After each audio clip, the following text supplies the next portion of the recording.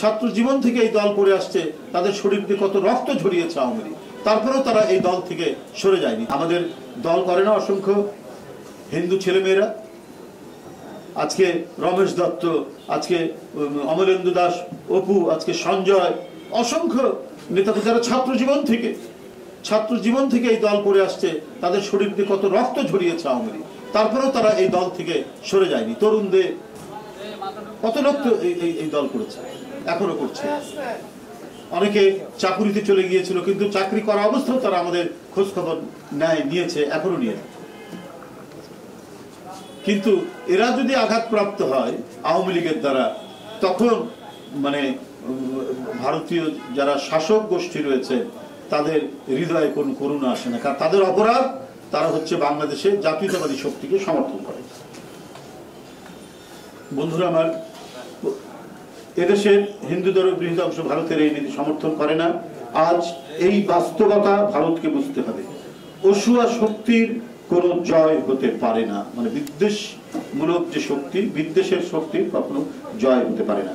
সুপ্রিয় বন্ধুরা, অন্তর্বর্তীকালীন সরকারের কেউ তাদের বক্তব্য বিবৃতিতে আওয়ামী লীগ নিষিদ্ধ করতে বিএনপি প্রতিবন্ধক বলে প্রচার করছেন, যা সঠিক নয়। আওয়ামী লীগ নিষিদ্ধ করা না করার সিদ্ধান্ত নেওয়ার এখতিয়ার সরকারের। বিএনপির উপর দায় চাপানো দুঃখজনক। পতিত আওয়ামী লীগ সরকার যখন জামাত নিষিদ্ধ করেছিল তখন আমরা প্রতিবাদ করেছি, বাংলাদেশ জাতীয়তাবাদী দল প্রতিবাদ করেছি। আমরা আশা করব অন্তর্বর্তী সরকারের পক্ষ থেকে প্রধান উপদেষ্টা সহ অন্যান্য উপদেষ্টারাও এমন কোনো বক্তব্য দেওয়া উচিত হবে না যাতে গণতান্ত্রিক শক্তি দুর্বল হয় বা আমাদের ঐক্যে ফাটল ধরে। বিএনপির ভারপ্রাপ্ত চেয়ারম্যান জনাব তারেক রহমান ইতোমধ্যে অন্তর্বর্তীকালীন সরকারের প্রতি আহ্বান জানিয়ে বলেছেন, জনগণের রাজনৈতিক এবং অর্থনৈতিক ক্ষমতায়ন নিশ্চিত করতে জরুরি ভিত্তিতে পদক্ষেপ নিন, জনগণকে আস্থায় রাখুন। জনগণকে হাজারো ছাত্র জনতার রক্তের উপর স্বৈরাচার বিরোধী জাতীয় ঐক্য গড়ে উঠেছে। সরকারের কোনো কাজ কিংবা কথা যেন ছাত্র জনতার ঐক্যে ফাটল ধরার কারণ না হয়, সেই বিষয়ে সরকারকে বিচক্ষণতার পরিচয় দিতে হবে। ধন্যবাদ সবাইকে। আল্লাহ।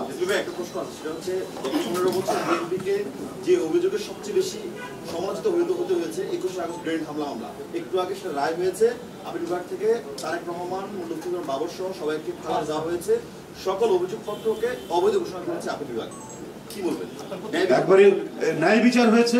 এই বিচার হয়নি আওয়ামী লীগের আমলে, কারণ তার বড় প্রমাণ হচ্ছে আওয়ামী লীগের একজন লোককে নিয়ে, কাহার আকান্তকে নিয়ে যেদিন তাকে তদন্তকারী অফিসার বানানো, সেদিনই বোঝা গেছে যে সরকারের অশুভ একটি মনোভাব রয়েছে। তারা যারা তারেক রহমানকে এবং বিএনপির অন্যান্য নেতৃবৃন্দকে মানে জোর করে রাষ্ট্রশক্তি দিয়ে তারা সেটিকে করবে, কি বলে যে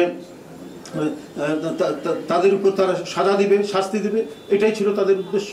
আমি বলবো যে ন্যায় বিচার হয়েছে, যথার্থ বিচার। আমি মনে করি যে আপিল বিভাগ যথার্থ বিচার করেছেন, ন্যায় বিচার হয়েছে, এবং আমরা দীর্ঘদিন রাজনৈতিক সংগ্রাম এবং ন্যায় বিচারের জন্য যে সংগ্রাম করেছি তার কিছুটা হলেও আজকে প্রতিফলন হয়েছে। ধন্যবাদ।